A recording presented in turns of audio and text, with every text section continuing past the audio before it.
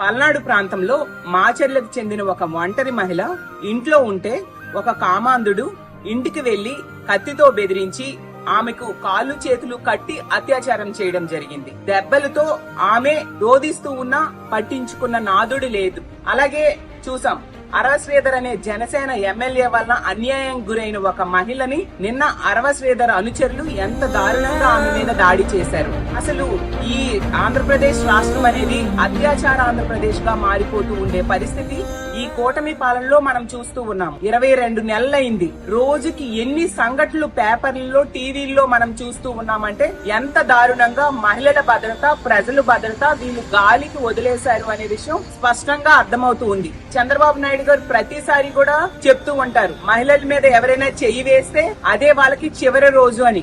ఎంత మందికి ఇలాంటి అత్యాచారాలు జరుగుతూ ఉన్నాయి కదా మహిళలకి. మరి ఎంత మందికి మీరు చివరి రోజు చేశారు చంద్రబాబు నాయుడు గారు అని నేను అడుగుతూ ఉన్నాను. అలాగే పవన్ కళ్యాణ్ గారు మహిళల మీద ఎవరైనా చేయి వేస్తే వాళ్ళ తాట తీస్తామని పదే పదే చెప్తూ ఉంటారు. మరి మీరు ఎంత మంది తాట తీశారు? మీ జనసేన ఎమ్మెల్యే అనుచరులు ఆ మహిళ మీద దాడి చేస్తే కనీసం స్పందించట్లేదే. మీ జనసేన ఎమ్మెల్యే ఒక మహిళను 5 సార్లు గర్భవతిని చేసి ఆమెకి అబార్షన్స్ చేస్తే కనీసం మీరు స్పందించలేదు. అతని మీద ఎటువంటి చర్యలు తీసుకొని పరిస్థితి మనం చూస్తూ ఉన్నాము. మరి లోకేష్ గారు అయితే ట్వీట్స్ మీద ట్వీట్స్ పెడుతూ ఉంటారు మహిళల భద్రత కోసం. మరి ఇన్ని సంఘటనలు జరుగుతున్నా మీరు ఎందుకు స్పందించట్లేదు? ట్వీట్స్ కే మీరు పరిమితమా? మా మహిళా హోం మంత్రి అనిత గారి గురించి అయితే చెప్పనే అవసరం లేదు. చాలా డైలాగ్స్ చెప్తూ ఉంటారు. మా జగనన్నని తిట్టడానికి రోజు ప్రెస్ మీట్లు పెడుతూ ఉంటారు, వ్యక్తిగతంగా తిడుతూ ఉంటారు. అసలు ఈ కూటమి అధికారంలోకి వచ్చాక మహిళలు ప్రశాంతంగా నిద్రపోవచ్చు అని కూడా హోంమంత్రి అనిత గారు చెప్పారు. ఎక్కడమ్మా ప్రశాంతంగా నిద్రపోతున్నారు?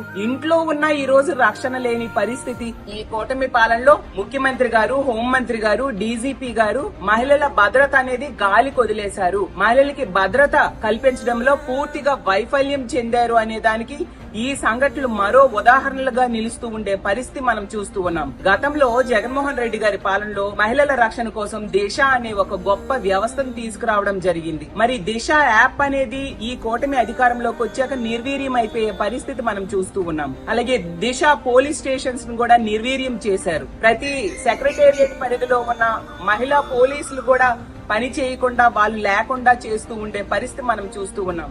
ఈ రోజు ఈ కూటమి పాలనలో మహిళలకి ఇంట్లో ఉన్నా రక్షణ లేదు, బయటికి వెళ్లినా రక్షణ లేదు, స్కూల్కి వెళ్లినా రక్షణ లేదు, పని ప్రదేశంలో కూడా రక్షణ లేని పరిస్థితి మనం చూస్తూ ఉన్నాం. తక్షణమే ముఖ్యమంత్రి గారు, హోంమంత్రి గారు స్పందించి దీని మీద చర్యలు తీసుకోవాల్సిందిగా కోరుతూ